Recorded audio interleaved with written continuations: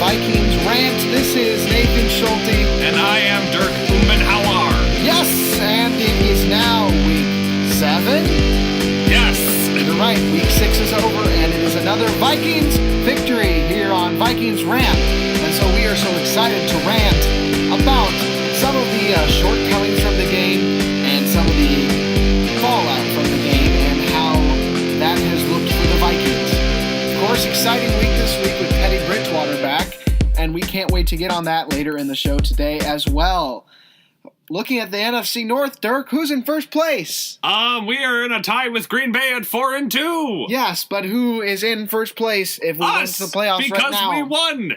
The Vikings beat the Packers 23-10 with a lot of fallout that we will talk about later, and moved to 4-2 and a tie for first in the NFC North, with losses by Detroit to New Orleans 52-38. Thank you, New Orleans. Thank you, New Orleans. But, losing to Detroit, to the New Orleans Saints, that must mean Detroit's really bad, right? Because when the Vikings beat them, the New Orleans Saints were awful, so the Vikings were just beating a bad team, right, Dirk?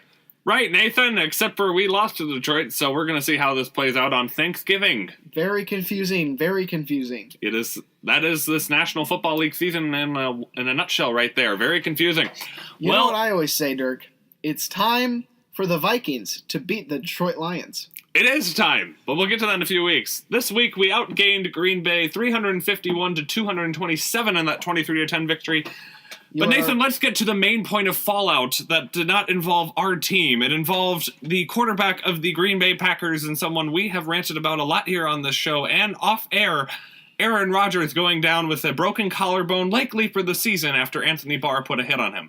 Nathan, let's talk about that hit. There's a lot of people, especially in Packerland and the sports media, who think it was illegal. I think it was a legal hit. What's your take on it? I think it was so legal that everybody should hit like that. Seriously, there was nothing illegal about it. It was a great hit. If you're seeing Aaron Rodgers, right, and you've seen what he does to defenses, he runs around them, he runs through them. He's like a running back, except for if you hit him, he's going to get hurt. And so he's outside the pocket. You're Anthony Barr. You're going to go in for that tackle. You're not going to go, I don't know. You're going to go in for that tackle. Because if you can go fast, there's a chance he almost hit him before he threw the ball. There was a small chance because he was going so fast. So it was a totally legal hit. And of course, it's Aaron Rodgers. You're going to want to take it all the way through because of all the things that he's done to your team. Keep in mind, this team was the reason we didn't go to the playoffs last year. I do think Barr was definitely trying to send a message. But yeah, it was a legal hit. There was no helmet-to-helmet contact. It was clean, upper body and tackle. It was very short after he threw the ball. Yes. And from being in that situation before in high school games, there was one time I had a similar experience. A quarterback was rolling out. I was chasing him down. I sacked him, and he fell on his shoulder. Because it's the angle you have. It's the angle. The angles when the quarterback goes outside the pocket, we've talked about this, most of the protections are off besides, of course, super late hits and hits in the head and neck area, which obviously should be penalized and illegal. But when you're running outside that fast, it's more of my experience. You can't stop yourself in those 1 or 2 milliseconds that Barr hit him right afterward, especially when you're 6'5", 255, and you're running under 5-second 40-yard dash, and you also have a lot of strength, and you're putting all of that into trying to hit the quarterback. You're not going to be able to stop yourself. It was a clean hit by Anthony Barr. And let's be honest, Aaron Rodgers goes out of the pocket so much, it's kind of surprising he hasn't been hurt more. The dude literally lives outside the pocket. It's where he makes 70% of his plays. Yeah. So, honestly, it was coming, and it's sad, and it's too bad, but it does make the Vikings' path a little bit more clear this season. It does. It is sad Rodgers got injured, and what I'd say also to people say it was a legal hit, also, you have the threat of Rodgers running. You're going to try to take him down before he can scramble away from you. He's done that multiple times. So you can look at almost every game he's played in the NFL. He's had at least one run for a first down that has changed the scope of the game. And so you have to tackle him like that. And what was that? There were so many stupid tweets about this. Wasn't there one from Skip Bayless? Do you know the one I'm talking about? Really stupid. Skip Bayless and a bunch of other analysts now want it to be illegal to hit the quarterback even once they've released the ball at all. Yeah. So, more protections for the quarterback, which is interesting because they never have complained about that when any Vikings quarterback has gotten hurt. Or, as Donovan McNabb pointed out on First Take, when Jameis Winston got hurt on a similar tackle. They have not once complained. This past week game, they have not once complained. Interesting there. Which is also surprising because they love Jameis Winston in the media. They're like, oh, God, Jameis, oh, man, he's so good. So it was a clean hit. Do you remember that hit Teddy Bridgewater got a few years ago right in the head? Yeah. And obviously it was illegal. Right. Yes, but, no one was complaining about it even as much. It was a ridiculous hit. He had slid down, and the guy comes in and hits him right in the head. And...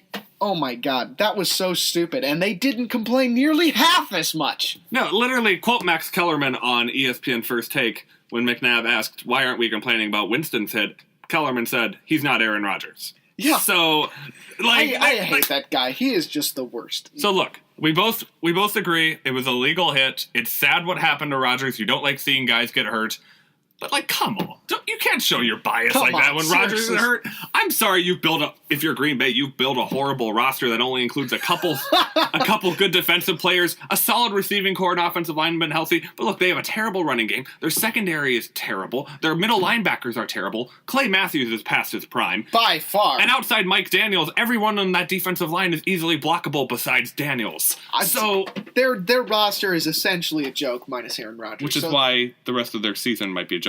And why the Vikings and Lions are now easily the top two favorites to win the NFC North. Even though the Lions have looked very awful as of late. Bad. I would give the Vikings a slight edge because of the awfulness of Detroit, but yet I think we have to beat Detroit in Detroit on Thanksgiving to lock it down. Hey, we talk about the awfulness, but in that one power rankings I sent you, we're number 16 in the nation, and both the Lions and the Packers are ahead of us. The Packers, who we just beat, the Lions, who are 3-3, are both in the top 10 in that power ranking? Yeah. What stupid website was that? I sent you. It was SB Nation. It was under an Eagles blogger. It was under their main Eagles writer. You have got to be kidding me with that. That is the stupidest thing I've ever seen. And there are some power rankings that had everybody in the NFC North out of the top 12. Right? So that means they don't think anybody in the NFC North would be good enough to be in the playoffs. There were a couple power rankings that put the Vikings in the top 10. Pro Football Talk put us at 7. NFL Network put us at number 9. Most power rankings, though, I saw put us at about 12, and they put Green Bay at about 17. We were way too close to Green Bay, because I'm we are way better than Green Bay now. Yes, but let's talk about that game at Green Bay, because as we said, you have to play the game still. And let's talk about the offense still that put up those 23 points and 351 yards. It was a good day, for the most part, but there were definitely times where I could have ranted. Case Keenum threw his first pick of the season. Wasn't the wisest throw. I don't think it was dead on. And granted, it was tipped, and that's the reason it was picked. But still, I do not think he should have made the throw. What's your opinion on that? I don't think he should have made that throw either. Or actually, he should have, but he should have waited a little bit, because Floyd was going to be open behind him if he got it past that defender. Floyd has had a disappointing start to the season. And now he's hurt. Our man Laquan Treadwell. Laquan Treadwell was a big game. Maybe the catch of the year, the one-handed one. One-handed grab. I mean, that one-handed grab last year, seriously, that just doubled his production if he would have had that last year, but no. He had one catch last year. Yes. And this game he had 3 for 51, so easily his best career performance. Oh, easily. Seriously, we freaked out for those 51 yards. Imagine this week when we go to the game and he has 100 yards receiving and a touchdown. We're going to lose it. We're going to lose everything. We will have nothing left because we have lost it all just in being so excited. Literally, I will probably lose my wallet. Don't lose your wallet. Yeah, I hope I don't lose my wallet. True. But then let's talk about Keenum's day.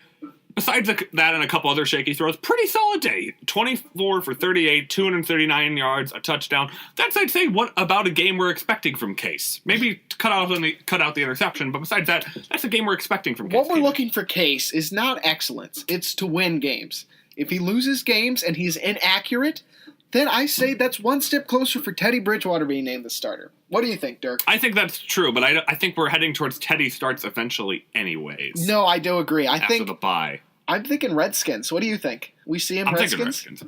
I think we could see the Redskins is not a game that we are going to need to win if we play the next two games like we should. So it's a game we could afford to lose. And it's a game that Teddy Bridgewater will not have to face that great a defense. True. And he could go out and just, feel what it's like to play again, I guess. I think Josh Norman should still be out at that point because Josh Norman has hurt for them. And besides that, they don't really have a great secondary. Yeah, Josh Norman, he has commercials, so he has to be good. That's true. I mean, no Vikings player ever gets commercials, so none of them are good. Besides Diggs. Diggs has one commercial, and that's really quick. Yeah, but that's for a local. Yeah. I'm talking national, Jerk. Jerick McKinnon stay on the ground. Another impressive day from Jerick. I don't get Jerick McKinnon. Like, what is wrong with this guy? So he has all these good days, but then he just fumbles the ball. Like, once a game he's fumbled the ball. He's the new Adrian. He's never had a fumble before this season. Never. That's a fact. He's never had a fumble before this season. And for some reason, he can't keep the ball in his hands. He's for some reason, the new Adrian Peterson. Every time he runs, it's like, wow, this is a great run. But I'm always kind of just like, fall down before you fumble. It's the exact same way I was with Peterson for the first 5 years of his career. It's like we were talking about in our first podcast where we were saying, just fall down before you get hurt. Because it's the non-contact injuries we're worried about. And it's the fumbles we're worried about. These fumbles are ridiculous. There is no easier way to secure the football than fumbling. Fumbling is the easiest thing to stop. Interceptions will happen. That's just a given in this league. Everybody's going to throw interceptions because when you're throwing the ball, you can't be accurate every time, and there's always a chance that the receiver will bobble it. The interceptions are going to happen. We can't count on Case Keenum to not throw interceptions every game. But we can't count on our skills players not to fumble it, which they have been failing miserably at. I mean, remember that Dalvin Cook fumble? What the heck? Oh, wait. That was not because... That was because of the knee injury of a normal that we've reason. talked about. But when McKinnon wasn't fumbling the ball and letting Clay Matthews return it for 60 yards... Oh, God!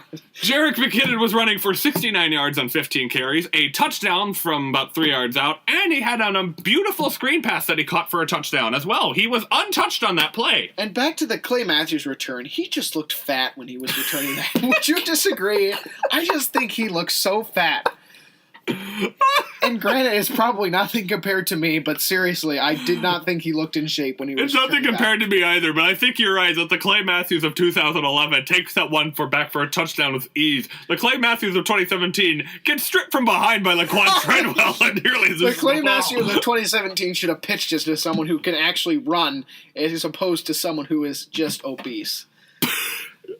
I would have loved it if he pitched it to like Mike Daniels or something like that. And then you got Big Mike just like boom, boom, boom. Remember boom, when Big boom. Daddy Linval picked up that ball? That was impressive.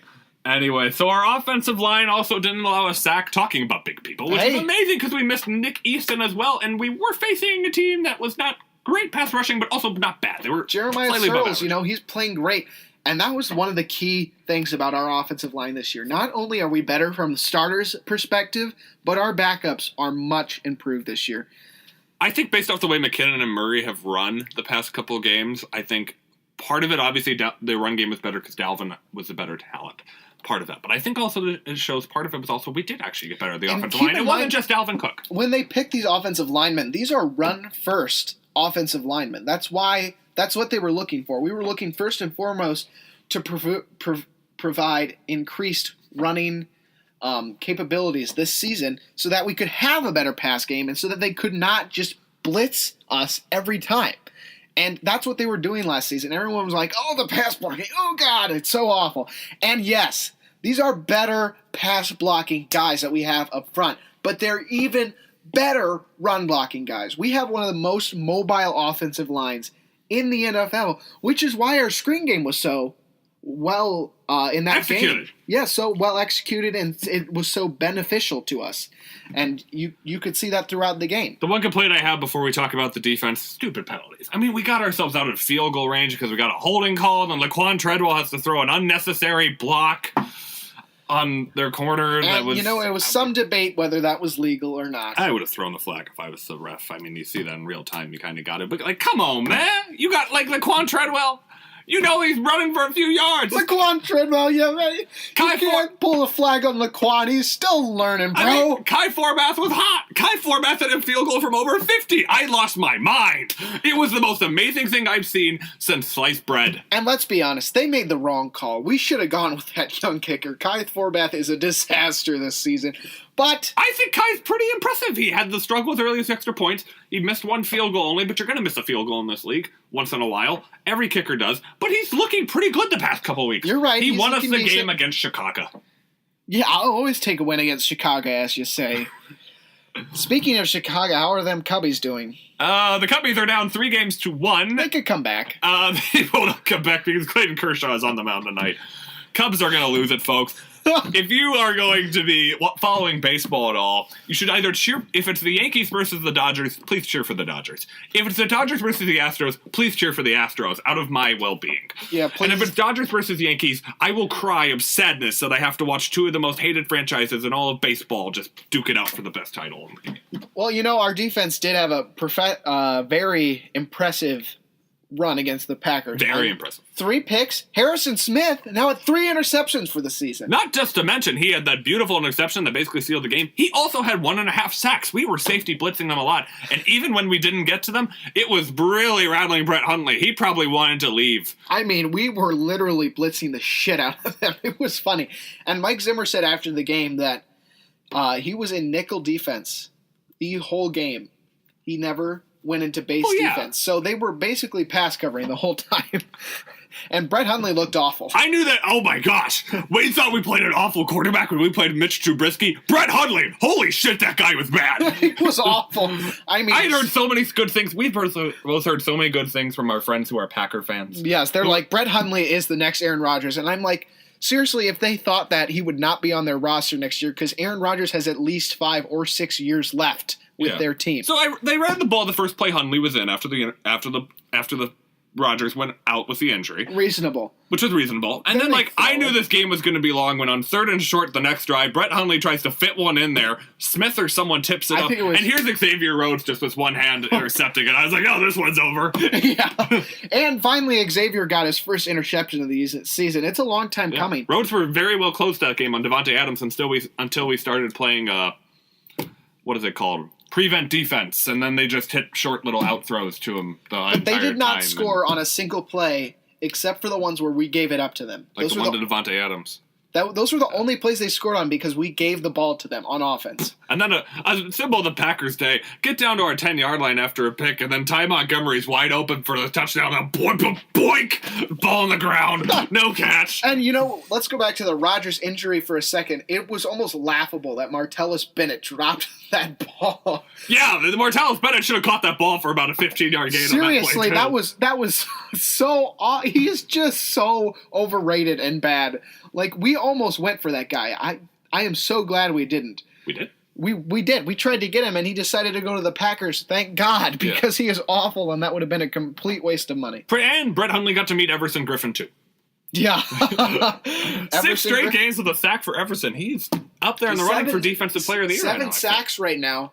And he had 8 last season. Yeah. So one more sack, and he's at where he was last season. And the Ravens left tackle did not practice yesterday, so they are screwed. Maybe. Even if the left tackle comes back, I doubt he'll be physically well enough to handle everything that Everson brings. But we still need to see more from Danielle Hunter this year. At this point, I say we trade him. I mean, he's gotten no sacks, and I'm a guy. No, he's got 2. He did 2 against Detroit. He had 2 against Detroit. Yeah, but I'm a guy who judges purely based off statistics. I don't judge based off of whether they're doing their job and whether the defense is doing well. I judge purely based off statistics. Well, I have blinders on for statistics. It's almost stupid of me that I do, but I do. Well, that's interesting. I mean, we can talk about that later when we get to the point of the year where we have to talk about our off-season preview and what the heck we should do show. Okay. Well, it's going to be something where we're just like, let's sign this guy, which will probably be us making unrealistic claims. Let's go sign Kirk Cousins. Do we sign Tyrod Taylor? No, we do not sign Tyrod. Do we sign Teddy Bridgewater? Yes, we do. Anyway, but that'll be later. But let's talk more to Hundley and the awfulness that was Brett Hundley. I was kind of just laughing the whole game because I was kind of like, finally, they have a quarterback that will not be good in the future. I mean, they're going to get wrecked by the Saints this week. They got wrecked by us. And Saints, they picked off Matthew Stafford, what was it, like 2 or 3 times? And did you see that one play? Matthew Stafford's in the end zone. He throws the ball. It's tipped. The defensive guy brings it down. Just a touchdown. New Orleans got 3 picks against Stafford, a top quality quarterback. They're going to get like 8 or 9 against Brett Hundley this week. He might break a record in terms of interceptions. Yes, I feel bad for any Packer fan that's going to sit out there at Lambeau Field. Roethlisberger and who else? That one Bengals quarterback, Andy Dalton. They're tied with 5 picks this season. So will they break that record for the season? That's interesting. But Brett Hundley, not a great quarterback.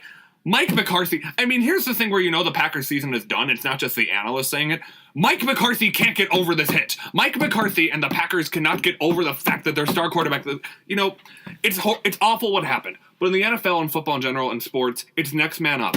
They aren't acting like that. They are not acting like it. Half of what they talk about is that he says, Brett Hundley's my starting quarterback. And then he just goes into a rant about bars hit on Aaron Rodgers. Well, I mean, if you're Mike McCarthy and your be... entire game plan is just to let Aaron Rodgers do whatever he wants, whenever he wants, yes. then you now have to actually game plan for games. Because that roster sucks besides Aaron Rodgers. That roster so bad. Completely sucks. And let's not forget they have an awful offensive line this year. And it's banged up, too. It's banged up. It's banged up, and it was already bad. So, yes, thankfully the Packer season is over. Well, we are calling the Packer season over just like many other people, but there are a lot of other NFL teams that seasons are not over, besides like our Minnesota Vikings. So here's some other notes from the NFL this week. The Eagles moved to 5-1 with a 28-23 win overrated. over the The Eagles are overrated. I'm sorry to interrupt you like this, but I just had to get it out before anyone thinks that I'm not going to say it, because I'm going to say it. They're overrated. I think they aren't going to make the playoffs. Really? They're 5-1 and they're in the division where Washington's the top threat. I mean, Ezekiel Elliott, it was suspended, and now he's reinstated. And do you know why he's playing this week?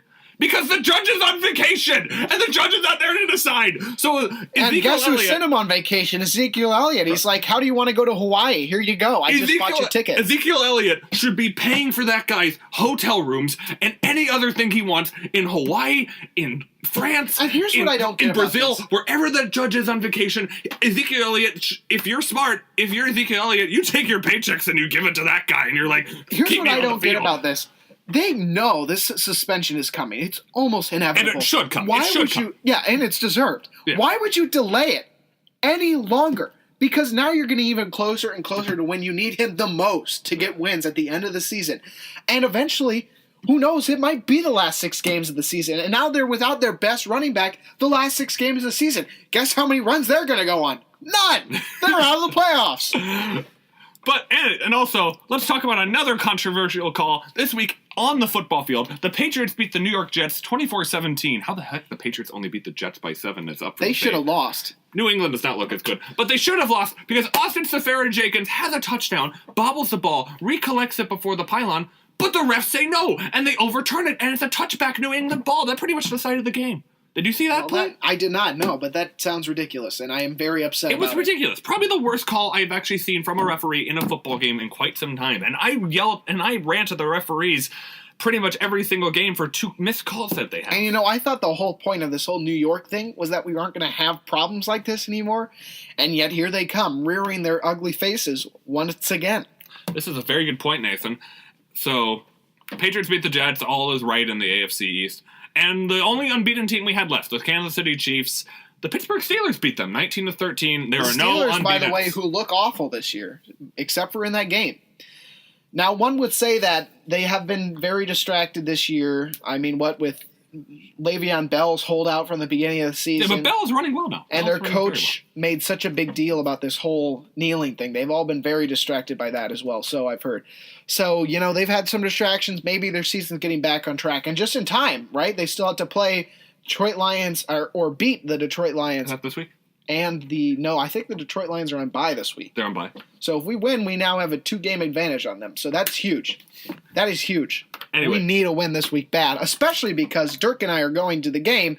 With Isaac as well. Yes, and if we do not win in this game, I will be very, very upset that I had to go to a game where we lost. But I think the official point of what we're trying to say is the official Vikings podcasters of Vikings Rant, all 3 of us, will be attending this week's game against the Baltimore Ravens. Us. We will be on the 3rd floor concourse at halftime signing autographs for anyone who wants to have that happen to them. Also, if you want to give me money, go ahead.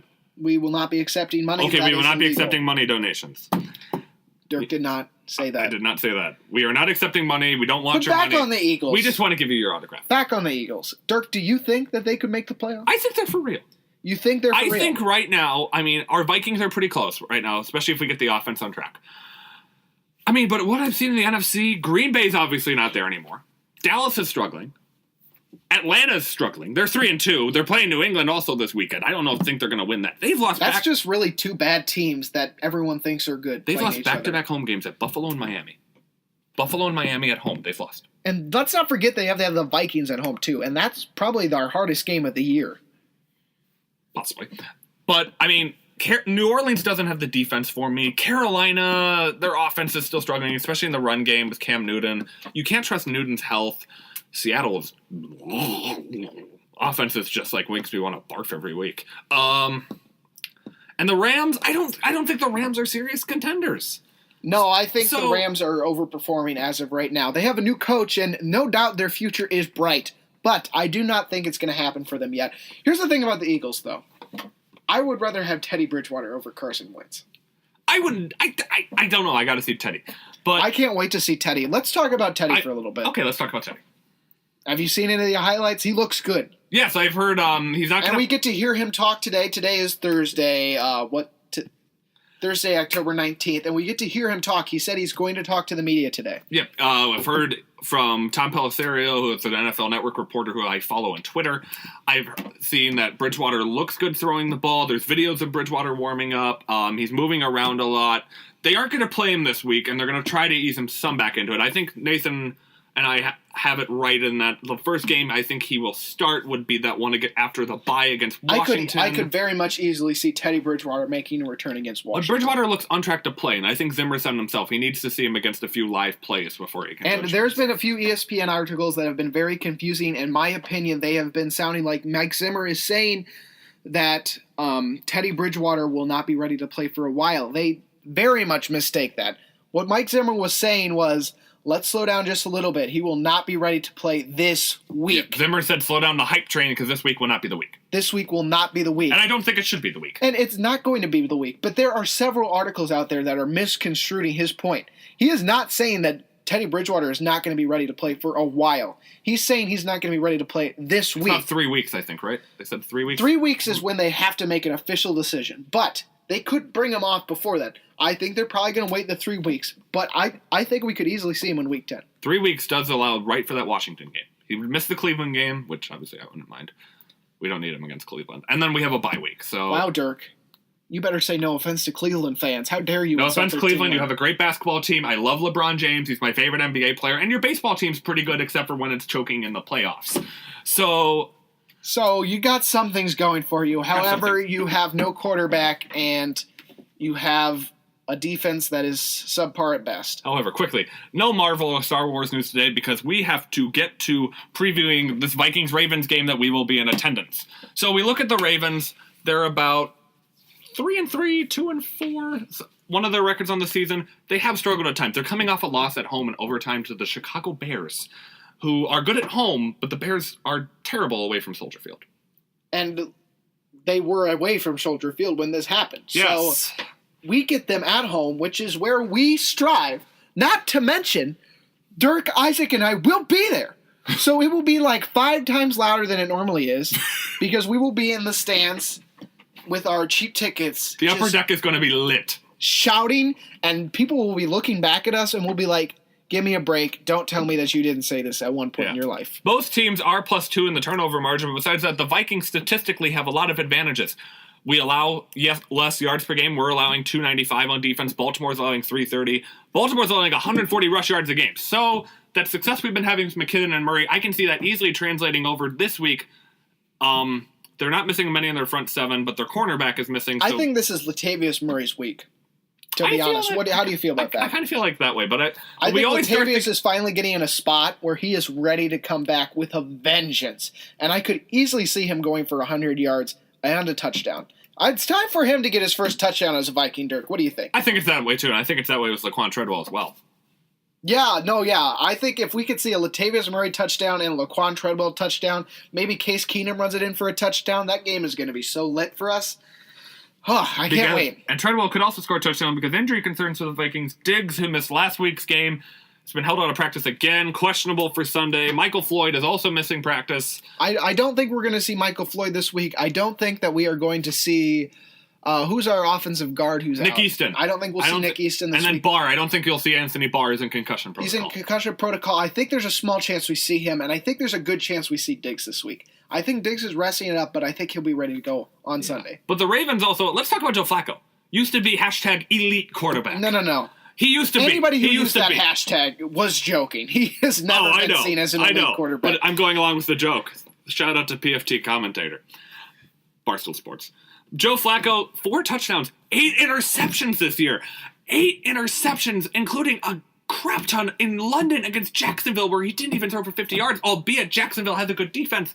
But Nathan, I'm thinking, are you thinking what I'm thinking? For the Minnesota pick machine. Oh, yeah. Trey Waynes is on fire with the interception this week. So is Harrison Smith. I could see them both having picks in this game. And it's going to be especially difficult for the Ravens because his top tight end, Ben Watson, two of his top receivers, Brashard Perryman and Jeremy Maclin, all 3 of them held out of practice yesterday. So Flacco might not have targets. He also might not have running back Terrence West, who's one of the 2 backs they play, and what is a solid run game. Flacco doesn't have the weapons around him. I don't think Flacco has what it takes to get it done. Flacco has what it takes to throw picks to the Vikings, but I think that's going to be about it. And let's keep in mind that our quarterback has thrown for more touchdowns in less games than Joe Flacco. So things are looking good for the Vikings this week. We don't want to amp it up too much because then we could give them some bad voodoo. The matchup I'm interested to watch is our left tackle Riley Reif on Terrell Suggs. Terrell Suggs definitely presents the biggest threat to us on the defensive side of the ball, especially also because receiving core, they'll like this. Jimmy Smith, their starting corner. Well, let's keep in mind Terrell Suggs is old, though. He's still pretty good. Yeah, but let's keep in mind what's happened to Terrence Newman as he's gotten old. That's true. But if we do another great game of pass blocking, Keenum should have the time. We hopefully take advantage of Jimmy Smith being gone in that secondary. It looks like Jimmy Smith, their top corner, will be gone. And even with the shaken up receiving core ourselves, even if our 4 targets are Kyle Rudolph, Adam Thielen, Laquan Treadwell, and Jarius Wright, I think another 200-yard game from Keenum. We can run for 100 yards, I think, on this Ravens team based off the defensive stats. We can win this. I think we can win this easily. All right, it's time for another special segment here. This is our second week of Nice Words with Isaac. Here it is. And now it's time for Nice Words with Isaac. Well, it's great to be back, Nathan and Dirk. Thank you again for having me on. So, for my Nice Words segment this week, I have to admit, it's a pretty interesting and shocking decision of what I'm going to speak on. I will preface this by saying that I'm going to do this Nice Words segment and never mention this again. After I say this, it's over, we move on, and we're done. Alright? It's especially shocking, given my words last week, when I said on the podcast, I will never have nice words for blank. And here I come this week and give my nice words to blank. So, who the hell is blank? To get it over with, my nice words for this week go to Aaron Rodgers. I'm telling you, I hate Aaron Rodgers. I said it last week, and I'll keep saying it. I don't like the man. I do not wish him a good career. In fact, I wish him a horrible rest of his career. However, I never wish a season-ending injury on a player. As hard as it is to admit, I will say that Aaron Rodgers is good at football, and he is. They like him over in Green Bay. I hate him, we hate him, whatever. 2 reasons why my nice words go to him. 1, it sucks to have your quarterback go down. We know how it goes here in Minnesota. TB, he's coming back now. We're on the back end of this, all right? That's exciting. But it sucked when he went away. And for that, I have to say, I feel a bit for the Green Bay Packers fans. Number 2, I don't like playing Aaron Rodgers. He is just a jerk. He's not fun. He's terrible. Whatever. Don't like playing him.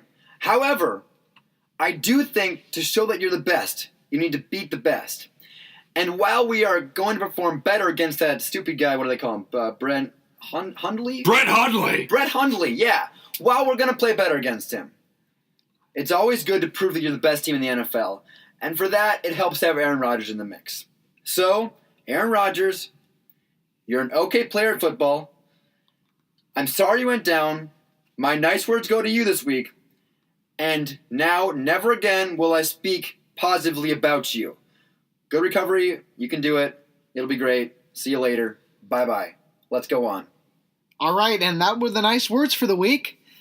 Dirk, probably the last time we're going to let Isaac go unfiltered and just pick whatever he wants. Well, that was a very interesting decision by Isaac, but he backed it up with a lot of Aaron Rodgers hatred, so we can keep him on. Yes, as long as he still hates Aaron Rodgers. I hate Aaron We're Rodgers, okay. Nathan.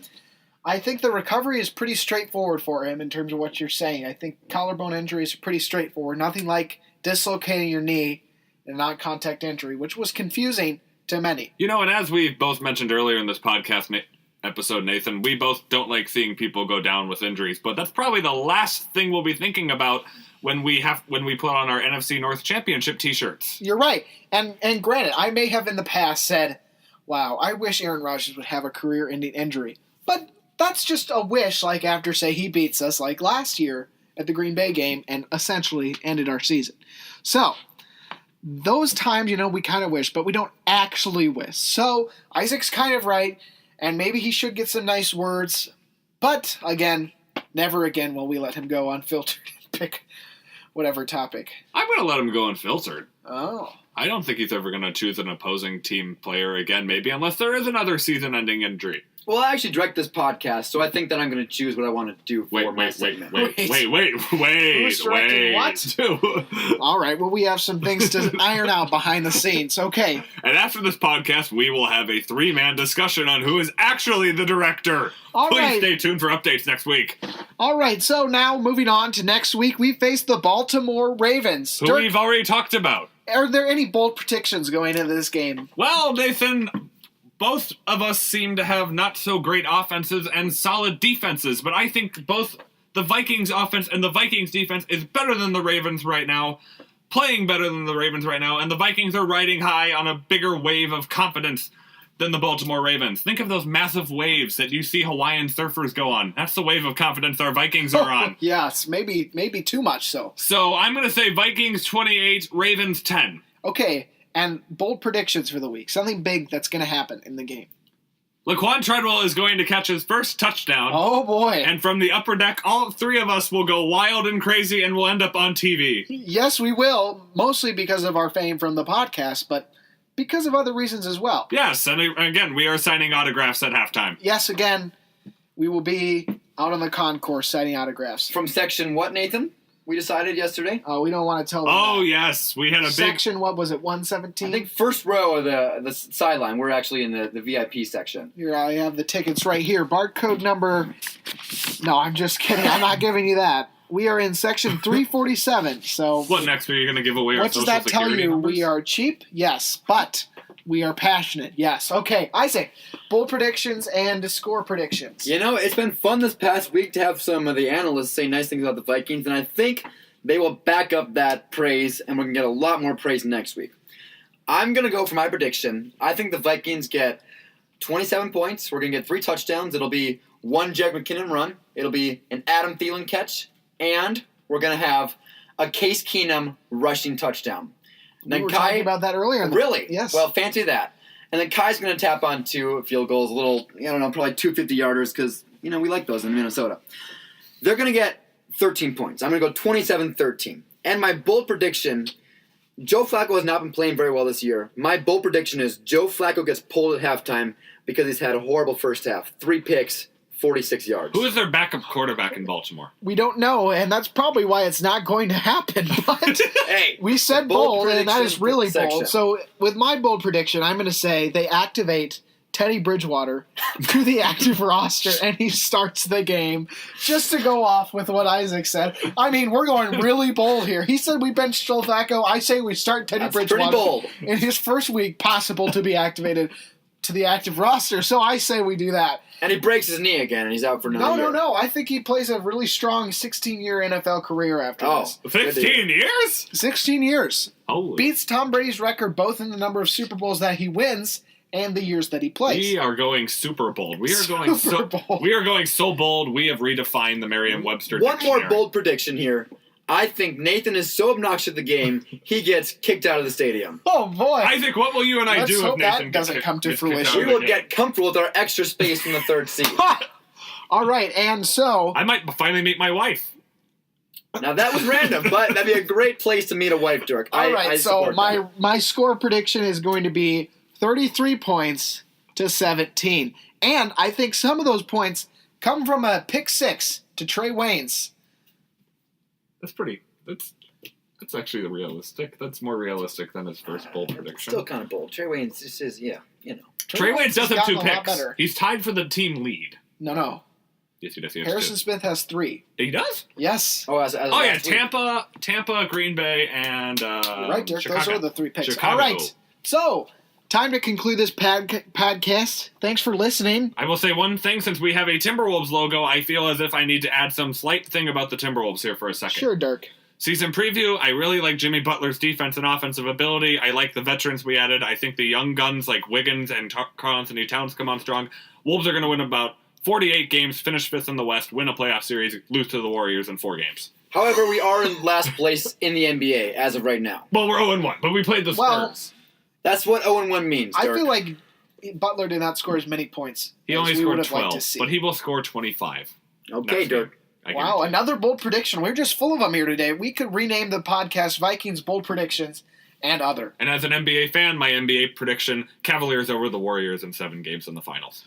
My NBA prediction is that it will be the Cavaliers and the Warriors. It's very bold. Very bold of me to predict that. This is the least bold thing I think we have said on this podcast all day. The Cavaliers will play the Warriors in the NBA playoffs this year. Now, it would be bold if you would call That that for was the a fact. NFL championship. If that would be bold. That would be bold. They will convert LeBron James to the best Tight end. mobile quarterback Oh, ever, and no. he will throw and catch every ball No. and run it in the end zone, just as he does in basketball. LeBron Milwaukee- James would be a wicked tight end. I'm just Milwaukee saying that. Bucks versus Oklahoma City Thunder. All right, well, that's it for this week of Vikings Rant. This is the Week 7 rant, and we went pretty hard this episode. So thank you for listening. Nathan Schulte, Dirk Umbenhauer. And Isaac Logeman. signing off. We'll see you next time. Remember to check all our other videos and subscribe. Skol!